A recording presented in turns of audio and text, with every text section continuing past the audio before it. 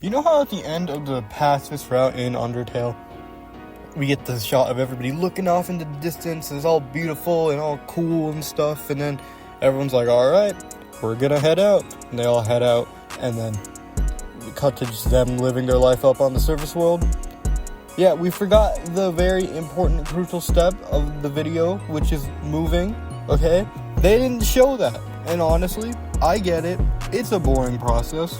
Moving, it's not really a fun thing to do, but damn it, it needs to be recorded for the betterment of something or someone. Myself, I don't know. All right. So instead of moving out myself, because like that's ridiculous, I am gonna talk about other people moving out. So how are we gonna do this? Well, I made a little chart here. Essentially, we're just gonna put slowest to fastest. Toriel's gonna take a hot second, mainly because there is a lot of books, like a lot of books in this house.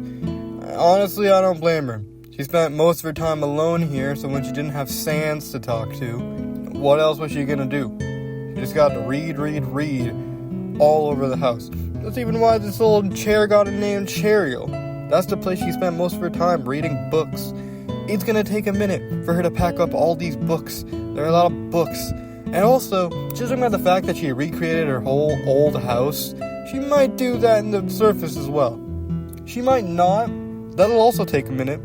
Plus, she's gotta like run back and forth. Like, she's gotta take all her stuff, go to the river person, and then go all the way over to the barrier. Like, she's the very opposite side of the underground. And you might say, oh, they'll get cars, they'll get all that stuff to move it. No, they won't. They don't have cars there.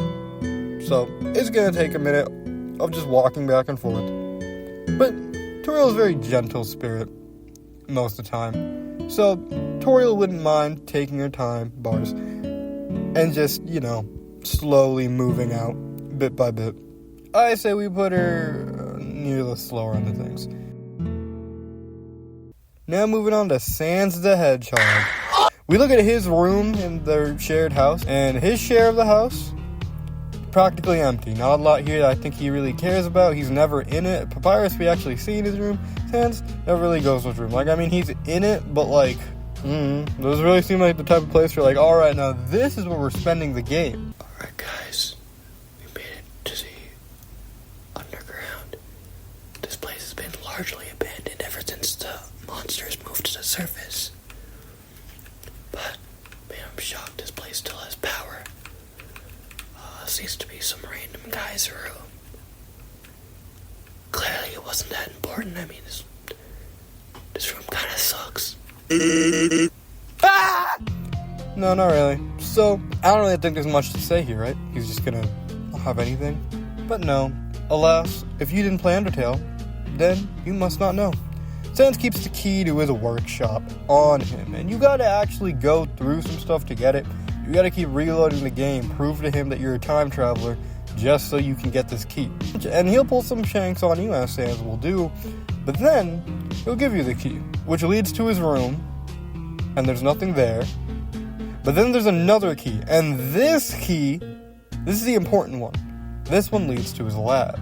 Obviously the lab is pretty important to him. He keeps the key on him at all times, so he's probably not gonna just leave it here. And we got the phase distorter, we got the Franklin badge, and we got the don't forget drawing. Now, no matter who's in this drawing, it says don't forget. He's not gonna forget it. He's gonna take it with him. Easy. But as for the phase distorter, which I think is some sort of time machine, and the Franklin badge, which is probably something more of like a Royal Scientist badge or something like that, I don't know how likely it is he'll take either of these. He's clearly covered up the machine, so he's pretty much given up working on it. And the badge, again, if it is some sort of scientist badge or something that has to do and directly correlate with said machine, I don't know, he probably wouldn't take that either. But the don't forget thing is very important. He's definitely going to take that. I do think he's at least going to check up on this place fairly regularly. He might not take everything, but I don't think he wants to let this all just get ganked by whatever scalpers come over when the underground gets abandoned and all the urban explorers are like, yo, dude, we gotta check out the underground and stuff. Alright, guys, I managed to find this. Looks like a lab. This place is pretty cool, a lot cooler than that room we were just in.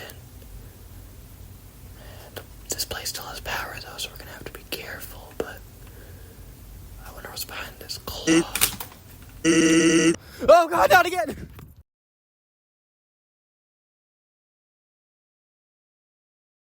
Anyways, Papyrus. He's the exact opposite of Sans, bro. You can't spell paired without several letters from his name. He's taking the whole house. He's gonna take the entire... He's going to uproot the whole house and then carry it and toss it into the surface world. He's gonna do that. He did that in Deltarune, alright? I remember seeing everyone was like, nah, bro, like, Sans just took Grillby's and this house and just threw it into the Deltarune world. No, that was Papyrus. Papyrus pulled a Mario world. He uprooted the entire house and then tossed it into the Deltarune world. Hands down. Tell me that's not the most Papyrus thing ever. He's gonna do that. He's gonna take the whole house. We're gonna put him on the higher end of things because, you know, uprooting the whole house, it's gonna take a while. Be hard on your back. Snowden's still pretty early on in the game. You know, it's gonna be quite a walk. You know, gonna have to walk for a little bit, take a break, first back. You know the whole thing. So we're gonna put him at the lower end of things.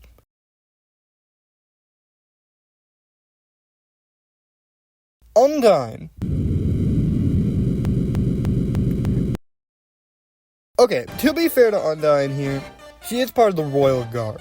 I was going to mention this with Toriel, but Toriel isn't really an inacting queen, at least in the Papyrus route, so because of that, I wouldn't really say Toriel actually would have to really do any royal duties. I feel like if you're royal, then it's kind of your job to make sure your subjects leave the underground safely.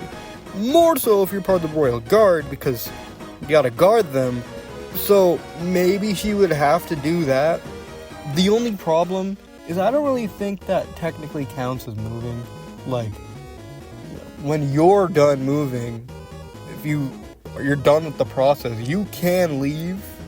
So I don't know. Plus I feel like her services would probably be better in the surface world anyways, because if anything bad is gonna happen, it's probably gonna happen at the surface. You know, there are monsters here.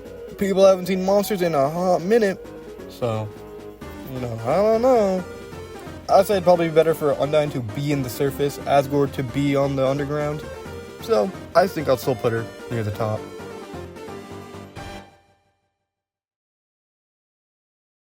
Alphys. Here's the thing with Alphys, okay? Alphys has a lot of stuff, but she's smart.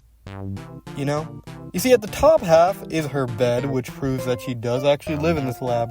And this bed turns to a conveniently shaped, easy-to-draw cube when not in use. Which, damn it, that's pretty damn cool technology. Who's to say Alphys couldn't pull a Balmar and just, like, conveniently shrink everything or transform it into nice squares for just probably Undying to just pick up and take for her? Sounds pretty simple. Sounds pretty easy. Sounds within her wheelhouse. So these shelves and all these Mew Mew merch, probably she could just fold them all up into a cube.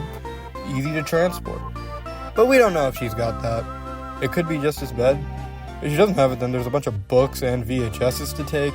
So let's hope she does have that technology. We'll put her in the middle. And finally, Asgore. Like I said earlier with Undying, he's royalty, so he's probably gonna have to stay a while. But I do think in terms of his actual moving process, in terms of him specifically, he's gonna have to focus on the weeds. Because there's a lot here. And we see in Deltarune, he really does like taking care of these flowers. I don't think he's gonna want to let them wilt and die, alright? He's probably gonna have to take all of these and put them in his house. So, you know, you should really get to doing that because there's a lot here. He's also royalty, which obviously is going to make him probably have to stay later and make sure that everyone gets out safely and blah blah blah and all that stuff. But honestly, I feel like his hands would be full with the flowers anyways, so yeah. I say we put him around here. Higher than Toriel, because he at least has the advantage of the barrier being literally right there. And so yeah, that's all the Undertale characters moving out. I wish I was an Undertale character, then I would move out, but I'm not. Anyways, I'm gonna see you all later. Thanks for hanging with me. I appreciate it.